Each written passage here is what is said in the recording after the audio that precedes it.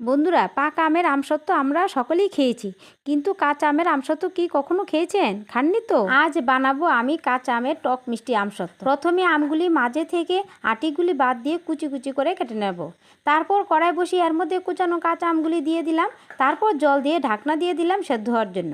আর এদিকে এটা সেদ্ধ হতে আমি থালাটাকে তেল মাখিয়ে রোদ্রে দিয়ে দিচ্ছি। আমগুলি সেদ্ধ হয়ে গেছে। এখন এগুলিকে মিক্সিং জারের সাহায্যে পেস্ট করে নিলাম। সেই পেস্টগুলিকে এখন একটি সাদা কাপড়ের সাহায্যে আমি ছেঁকে নিচ্ছি। দেখুন বন্ধুরা, ঠিক এইভাবে ছেঁকে নিতে হবে।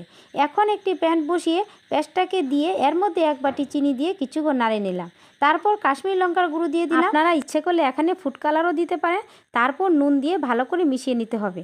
এখন এটাকে একটি খুন্তির সাহায্যে থালার চারপাশে এইভাবে দিয়ে দিতে হবে। এটাকে রোদ্রে শুকোতে দুদিন পর আমি আবার চলে আসলাম। তো দেখুন বন্ধুরা, কি সুন্দর আমার কাঁচা আমের আমসত্ত্ব তৈরি হয়ে গেছে।